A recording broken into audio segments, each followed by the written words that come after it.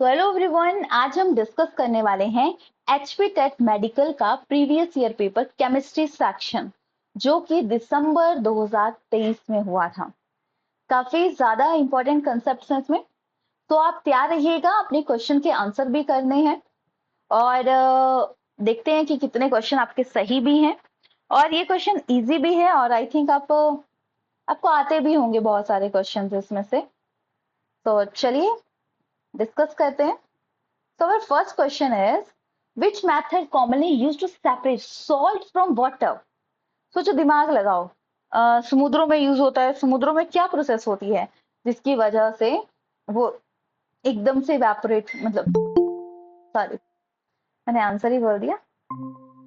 तो right answer is evaporation. ठीक है, अब देखो, हम और ऑप्शन, मैंने बोला था कि हम और ऑप्शन पे भी फोकस करेंगे। तो कंडेंसेशन होता है जब गैसेस से कोई चीज लिक्विड में कन्वर्ट हो जाती है। फिल्ट्रेशन, हम चीजों को फिल्टर करते हैं। सेडिमेंटेशन, सेडिमेंटेशन होता है जैसे कि हम चाय बना रहे हैं, चाय में पत्ती को छान रहे हैं, तो वो पत्ती होती है नीचे सेट हो जाती है, तो वो आ जाता है सेडिमेंटेशन।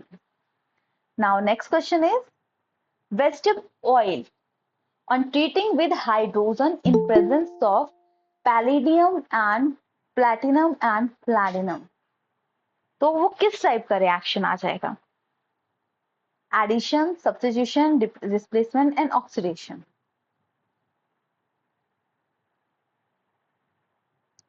तो यहाँ पे राइट आंसर आ जाएगा, ये बताएंगे जरा।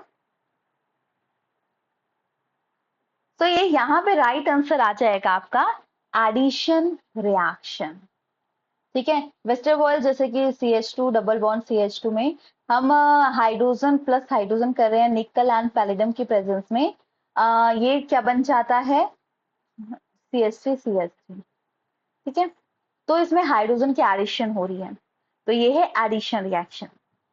सब्स्टिट्यूशन रिएक्शन होता है जिसमें कि कोई चीज एड ऑन हो रही है, मतलब कोई एक चीज रिप्लेस हो रही है और कोई एक चीज एड ऑन हो रही है।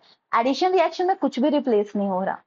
डिस्प्लेसमेंट में आता है जैसे कि माना मैं कोई भी रैंडम क्वेश्चन आंसर दे दी, जैसे zinc sulphate plus sorry platinum sulphate and zinc, तो डिस्प्लेसमेंट में आ जाएगा ZnSO4 बन गया और प्लैटिनम निकल गया, यह है डिस्प्लेसमेंट। ऑक्सीडेशन के बारे में हमने अभी डिटेल में डिस्कस किया था, एडिशन ऑफ ऑक्सीजन, और भी बहुत सारे कंसेप्ट हैं।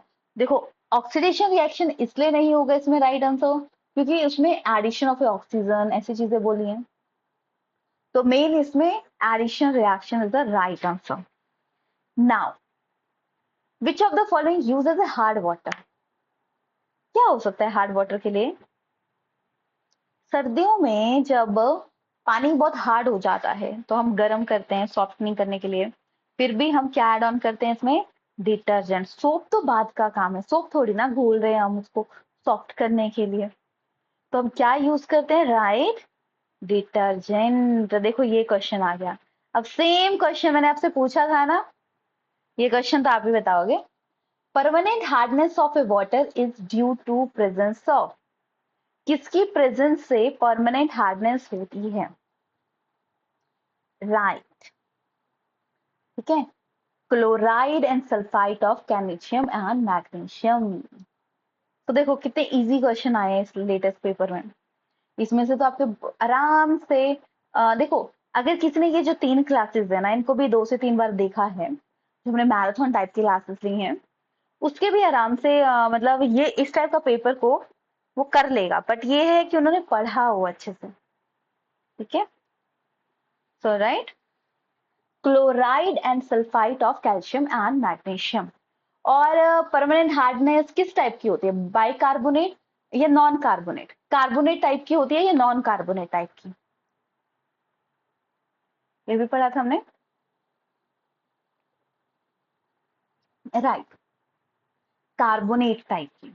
ठीक है, चलिए नेक्स्ट ध्यान से समझिएगा इस क्वेश्चन को। A marble tile wood feel cold, ठंडी फील करिए, as compare to wooden tile on winter. मतलब मार्बल की टाइल में अब सर्दियों में अब हम कुछ ना कुछ बिछा के रखते हैं कि ठंड ना लगे, पर वुडन टाइल इतनी नहीं होती। अपर एरिया में आप देखोगे कि वहां पे वुडन टाइल का यूज करते हैं winter morning, because marble tile क्या होगा, पुअर कंडक्टर है, रिफ्लेक्ट मोर हीट करता है, पॉलिश है इसलिए ये होता है, better conductor of a heat than wooden tile. क्या आ जाएगा इसका राइट आंसर? आ जाएगा option A, better conductor of a heat than a wooden tile. तो हमारा ऑप्शन यहाँ पे ए करेक्ट आ जाता है। नेक्स्ट क्वेश्चन आता है आपका पॉलीमर से, तो कुछ क्वेश्चन हम इसके और भी डिस्कस करेंगे। पॉलीकॉट इज ऑब्टेन फ्रॉम, देखो कॉमन सेंस वाला क्वेश्चन था ये। पॉली मतलब मैनी कोई चीज है, और से कॉटन, पॉली में पॉलिएस्टर, तीनों में पॉलिएस्टर, राइट। सीओ से क्या बनता है? कॉटन। सो राइट, हमारा ऑप्शन राइट बन जाएगा। अच्छा, मुझे बताओ नाइलॉन 66 का मोनोमर यूनिट, नाइलॉन 6 का मोनोमर यूनिट क्या आ जाएगा? Right, caprolactam. ठीक है, फिर मुझे बताएंगे कि फायरमैन के क्लोथ किस पॉलीमर से बने होते हैं?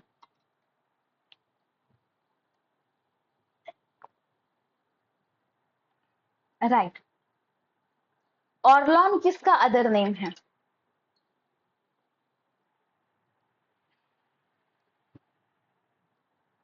राइट, पैन का। सिंथेटिक रबड़ का मोनोमर यूनिट, पैन की फुल फॉर्म पता है ना? Poly acrylonitrile. So now neoprene, और नेचुरल रबड़ का आइसोप्रीन।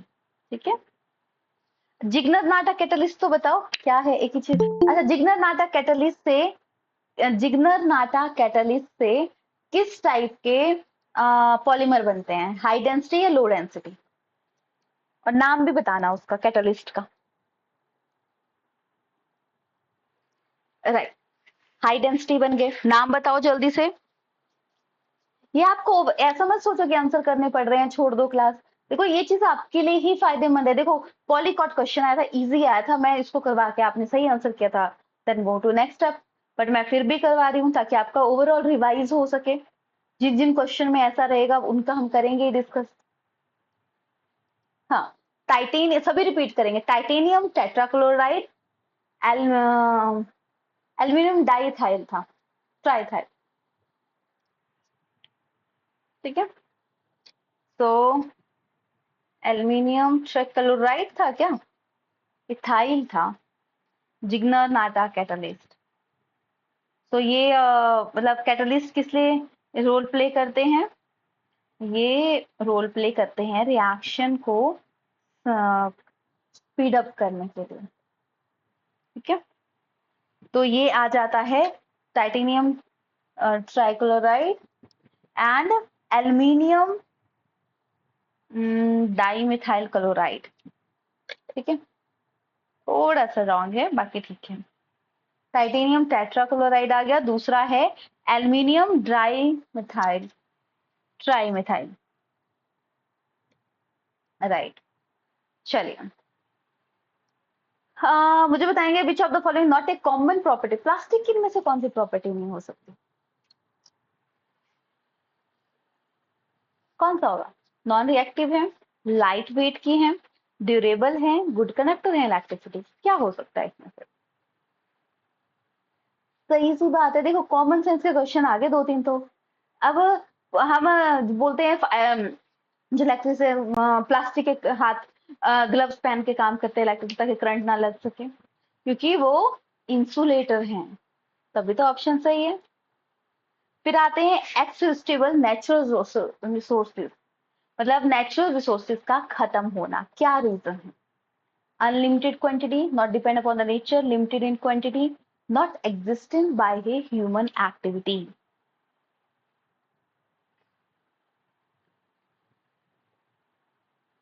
तो हम्म, तो देखो एक्सेसिबल और नेचुरल रिसोर्सेज तो लिमिटेड क्वालिटी है ना, इसी वजह से ये है। नाउ देखो हीमोग्लोबिन में कौन सा प्रेजेंट है, ये तो अभी चला था। देखो इसमें से कितने क्वेश्चन आपके सही होंगे, अगर ऐसा पेपर आ गया आप तो बोलोगे बल्ले बल्ले होगी। सो राइट आंसर इज आयरन। चलो फिर करेक्ट कर देते हैं। नेक्स्ट क्वेश्चन ध्यान से समझिएगा। एंड आयरन, देखो कैलकुलेशन नहीं है इसमें, जस्ट कॉमन सेंस है और लगेगा पता नहीं क्या पूछा गया है। A iron ball at 40 degree Celsius drop किया मग में and contain water at 40 degree Celsius, तो हीट पे क्या फर्क पड़ेगा? तो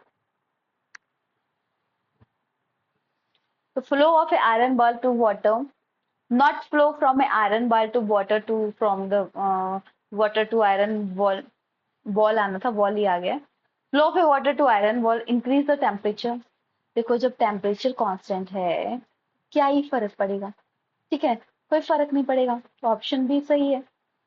now next, butanone is a 4 carbon compound with a functional group, देखो ब्यूटेनॉल मतलब ब्यूट मतलब 4, ओन वर्ड लगा है तो कौन सा फंक्शनल ग्रुप हो सकता है? Right ketone. कार्बोक्सिलिक एसिड के लिए क्या होता है? COOH। एल्डिहाइड के लिए CHO, ketone C O O, alcohol OH। तो हमारा right answer option C. Next, अब इसको ध्यान से समझना है, मैं समझा देती हूँ। डिस्प्लेसमेंट रिएक्शन होता है जब कोई चीज एक दूसरे से प्लेस हुई है, डिकम्पोजिशन कोई चीज टूट रही है, डबल मतलब दो चीजें ये हैं दो चीजें ऐसे हैं, ये रिप्लेस हो रही है, ये डबल डिस कॉम्बिनेशन में कंबाइन कर रही है। तो सोचो ये कौन सा रिएक्शन है? देखो डबल डिस्प्लेसमेंट कैसे होगा, ठीक है, क्योंकि डबल डिस्प्लेसमेंट में दोनों अगर ना दोनों साइड दो दो होते और एक दूसरे के साथ अटैच होता तब होता, तो ये सिंपल डिस्प्लेसमेंट रिएक्शन है। नाउ इथेनॉल है, रिएक्ट करता है सोडियम, तो वो दो प्रोडक्ट बनाता है, क्या? सोचो।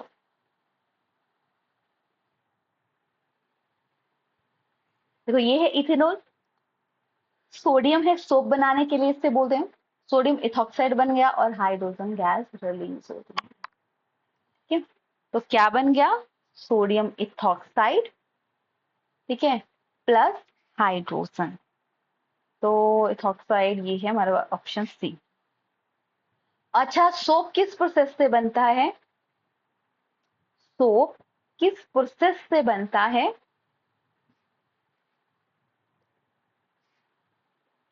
ये बताना है आपको। सोप, सोप किस प्रोसेस से बनता है? सैपोनिफिकेशन, सॉल्वे प्रोसेस से, ठीक है, ये याद रखना है। Now going to next question. Atom with three proton 4 neutron, ठीक है, प्रोटॉन कितने हैं? 3, न्यूट्रॉन कितने हैं? 4, बैलेंसी कितनी होगी? तो जितने प्रोटॉन है उतने ही इलेक्ट्रॉन होंगे, तो कितनी उसमें बैलेंसी हो सकती है? देखो एक एक्स्ट्रा है तो एक बैलेंसी होगी ना। हाँ 7 उसका एटॉमिक नंबर आएगा, इट्स राइट, बट उसमें स्पेस कितना, बैलेंसी पूछा है तो खाली स्पेस, तो वो आ जाएगा 1। देखो ये थोड़ा सा आपको क्वेश्चन में आपको लगा कि ये डायरेक्टली पूछा हुआ है, बट इसमें कुछ और पूछी गई थी बात, तो ये याद रखना, ठीक है। आती हुई चीज जब गलत होती है ना तो हार्ट अटैक सा आता है कि ये तो मुझे पता था ये कैसे गलत हो गया। मैं समझ सकते हैं आपकी फीलिंग क्या होता है। नहीं आता है कोई बात नहीं, उसके नंबर कट के कोई फर्क नहीं पड़ता। अच्छा ये क्वेश्चन न्यूमेरिकल था, पढ़ा इनसे न्यूमेरिकल तो कहाँ से आएगा, तो उसको तो हम छोड़ देते हैं। पर जो चीज आती हो वो गलत हो जाए ना, वो तो तब तक नहीं शांति मिलती ना जब तक हमारे अगर उस पेपर में अच्छे नंबर आ जाए तो शांति होती है कि चल कोई बात नहीं हो गया। पर अगर उस पॉइंट की वजह से कभी कुछ गड़बड़ हो जाए ना तो फिर दुख ही रहता है। तो एक बार ना क्वेश्चन को ना क्रॉस चेक, साइकोलॉजी के क्वेश्चन जरूर क्रॉस चेक करना, क्योंकि उसमें नॉट, एक्सेप्ट, ये चीजें बहुत आती हैं और नहीं पढ़ा होगा ना तो वो चीज हमारी बहुत जल्दी गलत होगी। ठीक है, तो चलो ये हो गया। Number of A valence electron in chlorine कितने होते हैं? तो इसमें देखो ऑप्शन तो है ही नहीं, और तो सीधी सी बात है, इसमें 17 आ जाएगा। ठीक है, now next question is Rutherford ने क्या एक्सप्लेन किया था? देखो कितने इजी क्वेश्चन है, इनमें से कोई भी गलत हुआ आपका, एक दो क्वेश्चन में पजल हुए बस, आराम से 15 नंबर तो 14 नंबर आप आराम से ले लोगे अगर ऐसा पेपर आ गया। पर यही है कि पेपर में ना दो चार क्वेश्चन पजल की वजह से गलत हो जाते हैं, उससे बचना है, बस ये याद रखना, पजल से बचना है। नहीं, एक बारी में स्टक करके याद नहीं आया ना क्वेश्चन, छोड़ दो, बहुत टाइम होता है बायो वालों के पास, आराम से पेपर को अटेम्प्ट कर सकते हो। So right right right right answer nucleus. Electron की खोज थॉमसन ने, ई गोल्डस्टीन ने, थॉमसन बोल रही हूँ, ई गोल्डस्टीन ने की थी। प्रोटॉन की खोज, मैंने उल्टा बोल दिया, ईंट थॉम किसने की थी? इलेक्ट्रॉन की खोज गलत बोला ना मैंने, थॉमसन ने की थी। और प्रोटॉन की ई गोल्डस्टीन ने, न्यूट्रॉन की चैडविक ने। फिर विच of the following contain maximum number of A molecule, किसमें होते हैं? तो मैक्सिमम नंबर की बात करें तो यहाँ पे देखेंगे, तो हम जितने वैल्यूज दी होगी उसको मल्टीप्लाई कर लेंगे, तो इसमें सबसे ज्यादा हमारी वाटर की रहती है। ये वाटर यहाँ पे ओ आना था, H2O ही लिखा है, तो वाटर की रहती है। ठीक है, ये याद रखिएगा, मोल का कंसेप्ट को इसमें हमें ध्यान में रखना पड़ेगा कि मोल के कंसेप्ट में क्या चीज बोली गई है। नाउ नेक्स्ट क्वेश्चन इज, ध्यान से समझिएगा, if you substance that arrange in an increasing order of a force of attraction, किसमें दे ताकत है between the particle, which of the following, मतलब इनमें से बताना है किसमें force of attraction सबसे ज्यादा होती है।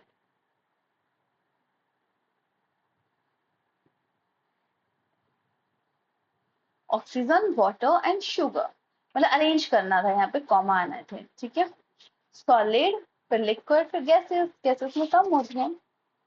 Next, electrolysis of a water in decomposition of A mole ratio, देखो सीधी सी बात की वाटर की बात, ये एक 2 रेशियो में ये है, 1 रेशियो में 1 है, इसमें तो है ही नहीं कोई पॉइंट। फॉस्फोरस कैप्ड इन, अभी अपने कल परसों पूछा था किसमें हम स्टोर करते हैं, और मैंने शायद उल्टा बोला था। हाँ, कोल्ड वाटर। कैरोसिन में किसको स्टोर करते हैं?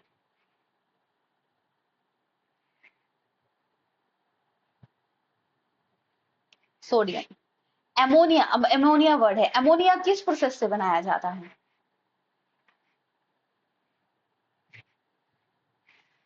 याद है किसी को? कैटालिटिक प्रोसेस याद रखते हैं, राइट।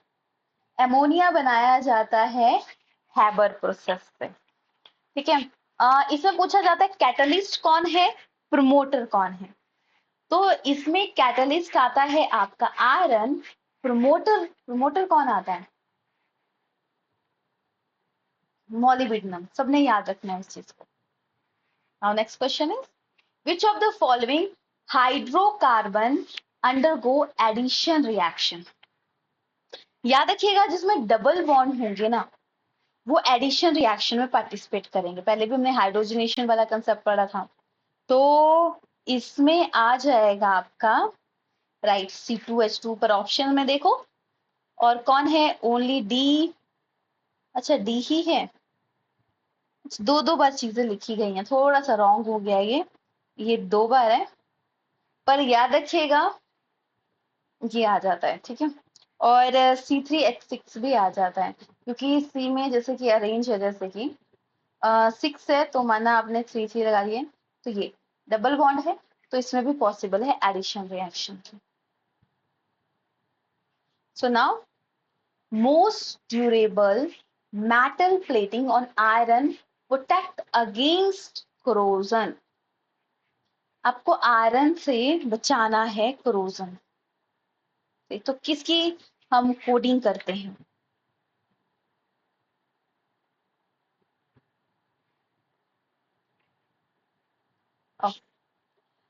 इसमें बोला गया था ना, कौन सा हाइड्रोकार्बन क्या होते हैं? कार्बन एंड हाइड्रोजन का बॉन्ड। तो कार्बन किस में एडिशन रिएक्शन होती है? यहाँ पे तो थोड़ा सा मिसप्रिंट है, पर याद रखिएगा जिसमें डबल बॉन्ड बनते हैं ना, उनमें सारों में एडिशन रिएक्शन होती है। तो ये तो सेम है, ठीक है। तो याद रखिएगा कि अब CH3, ये CH3 आ गया, 6 2 आ गया ना, और C3 और H6 में, इसमें दो डबल बॉन्ड हो रहे हैं, डबल बॉन्ड है तो एडिशन रिएक्शन है, और C2H2 में तो है ही डबल बॉन्ड, ठीक है, मतलब यहाँ पे तो ट्रिपल बॉन्ड है, तो ये तो बनाएगा ही addition reaction.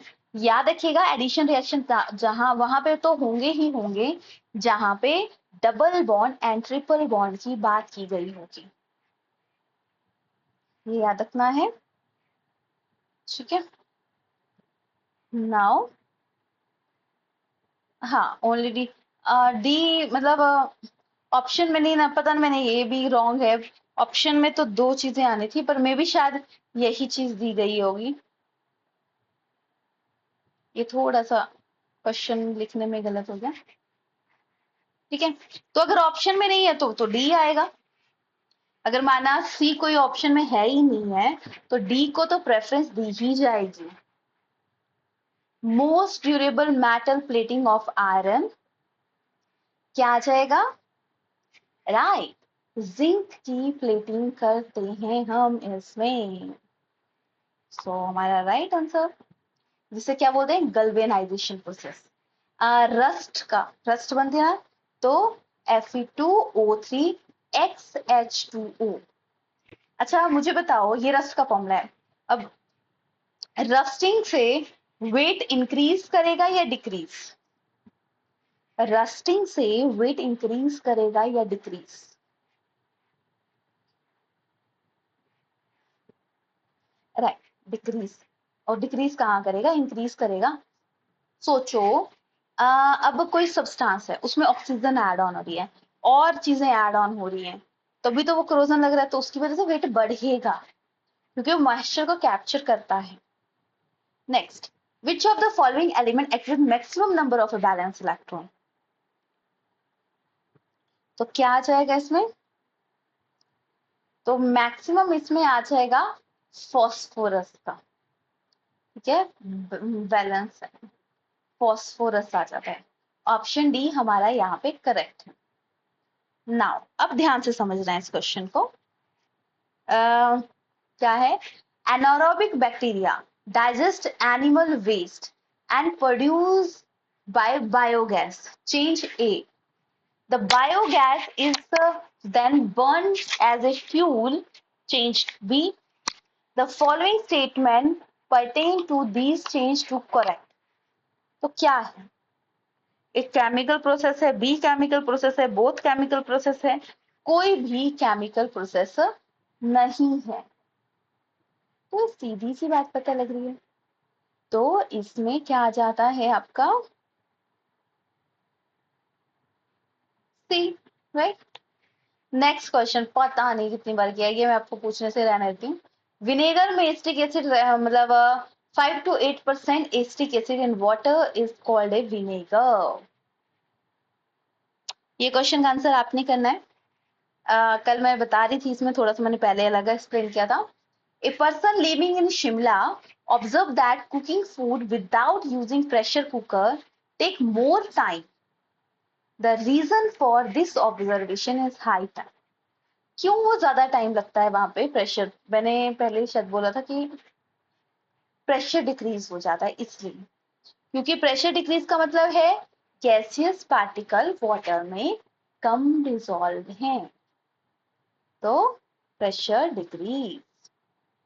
Now next, a substance which react with gangue, gangue मतलब गंध, जब हम ओर को एक्सट्रैक्ट करते हैं तो गैंग्यू मिलता है।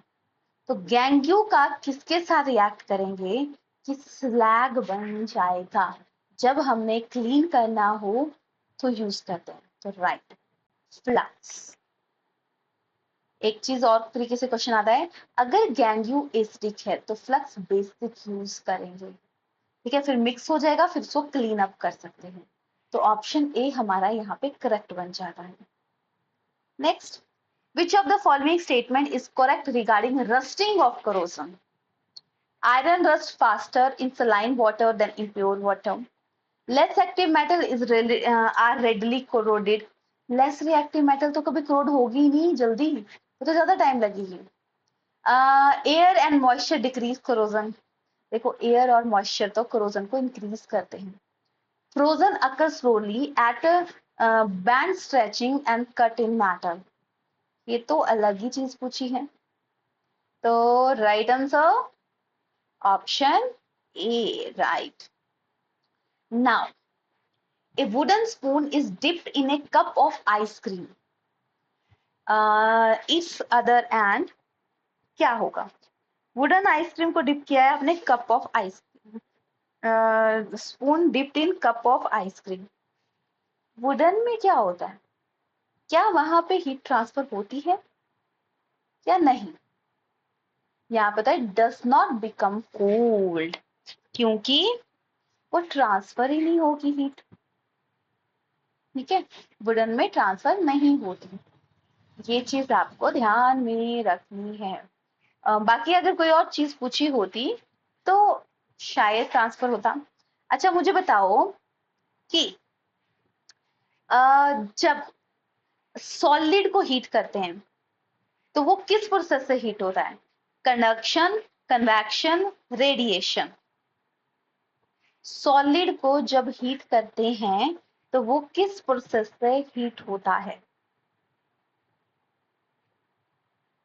जल्दी से बताएंगे। दो दिन मुझे पूछूंगी। एयर हीट होती है, देखो सॉलिड आप हीट कर रहे हो, इस तरह से गर्म कर रहे हो तो धीरे धीरे हीट दूसरे कोनों में जाने लगती है, तो वो आता है कंडक्शन। वाटर जब हीट अप होता है तो कन्वेक्शन, और जब गैसियस में चेंजेस आते हैं, गैसेस जब हीट अप होती हैं तो रेडिएशन। कंडेंसेशन आपको पता है गैसियस से अगेन वो सॉलिड में कन्वर्ट होता है, मतलब लिक्विड में कन्वर्ट होता है, तो वो आ जाता है आपका conduction process. Now let's next मतलब last question, fire extinguishing device are used to put the fire. देखो हर जगह ना पानी छिड़काव करना सेव नहीं होता, क्योंकि पानी को अगर हम देंगे तो वो हो सकता है वो डेंजरस हो सके। तो क्या होता है, कार्बन डाइऑक्साइड डालेंगे। देखो आग लगने के लिए दो तीन चीजें जरूरी होती हैं, ऑक्सीजन, फ्यूल और हीट। हाँ मतलब वही है ना, पता होती हैं, पेपर में ऐसा लगता है ओहो ये तो इजी पेपर आया था, और उस इजी इजी चक्कर में हम दो चार चीजें गलत करके आते हैं। तो आपको पेपर में ध्यान में रखना है, ठीक है।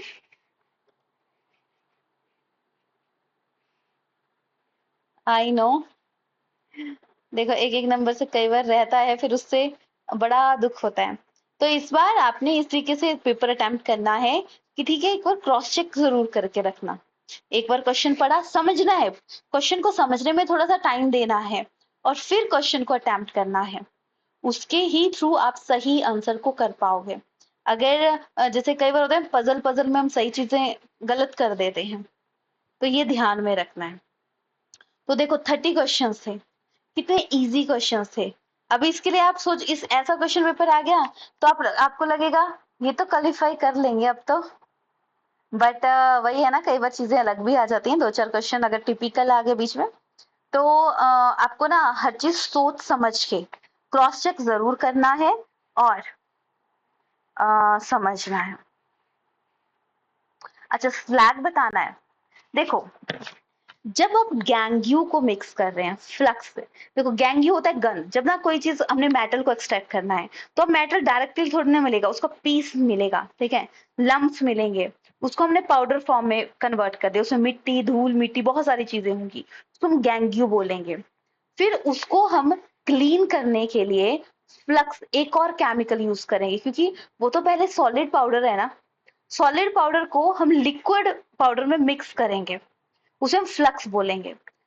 और जब वो मिक्स कर रहे हैं तो वो जैसे कि माना आपने पाउडर है उसको पानी में डिप कर दिया, लिक्विड में डिप कर दिया, तो वो थोड़ा थिक थिक सा पेस्ट बन जाएगा। तो जो थिक थिक सा पेस्ट बनता है उसे हम स्लैग का नाम देते हैं। ठीक है, याद रखिएगा, जो थिक सा पेस्ट बनता है उसे हम स्लैग का नाम देते हैं।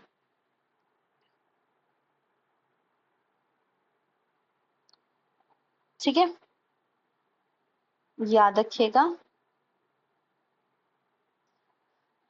आई नो, होता है, ये फीलिंग समझ सकती हूँ मैं, बट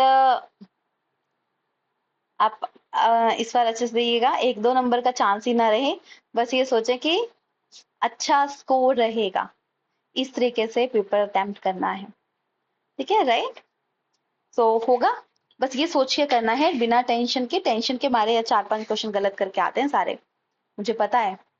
टेंशन ना लेके आपको फोकस करना है कि अच्छे से अटेम्प्ट करना है, क्वेश्चन पे फोकस करना है, नंबर पास होंगे पास नहीं होंगे ये मत सोचना, आप जो होगा देखा जाएगा, कुछ भी नहीं हो, कोई नहीं मारेगा हमें अगर कुछ नंबर आगे पीछे हो गए, बस अपना बेस्ट करना है, तो ये सोच के करना है। ठीक है, तो आज था हमारे, हमने 2023 दिसंबर का पेपर डिस्कस किया। फिर ठीक है, बल्ब में ऑर्गन गैस होती है, ऑर्गन गैस बल्ब में होती है, याद रखिएगा। चिप्स के पैकेट में नाइट्रोजन होती है, याद रखना। बल्ब का फिलामेंट टंगस्टन में बना होता है, टंगस्टन क्या आता है, टंगस्टन गुड कंडक्टर होता है। देखो, मेन ऑर्गन होती है, वैसे तो हीलियम नियॉन और भी भरी जाती हैं, ऐसा नहीं कि सिर्फ एक ही होती है, मेन ऑर्गन होती है, और हीलियम स्पेसिफिक होती है, जो आपके स्कूबा ड्राइवर होते हैं ना, जो ऑक्सीजन कैरिंग सिलेंडर लेके जाते हैं, उसमें हीलियम और ऑक्सीजन होती है, वो याद रखिएगा। नाइट्रोजन ऑक्सीडेशन, नाइट्रोजन ऑक्सीडेशन से बचने के लिए होती है, ताकि चिप्स के पैकेट खराब ना हो।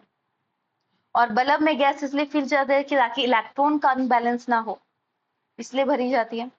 तो वही है ना, लिंक्ड है सारी चीजें। ठीक है, तो चलिए, ये तो था पेपर, और कल हम एक और पेपर केमिस्ट्री का डिस्कस करेंगे और एक पेपर बायो का डिस्कस करेंगे। तो कल भी हम इसी टाइम पे फ्री हो जाएंगे अप्रॉक्स, तो आपके पास टाइम होगा, आप 1-2 घंटे रात को भी पढ़ सकते हो आराम से। ठीक है, तो अच्छे से पढ़िएगा, all the best, don't worry, कोई भी टेंशन नहीं लेनी है, सब अच्छा से होगा। चलिए फिर मिलते हैं नेक्स्ट लेक्चर में, तब तक अपना ख्याल रखिएगा, स्टे हेल्दी, स्टे ब्लेस्ड।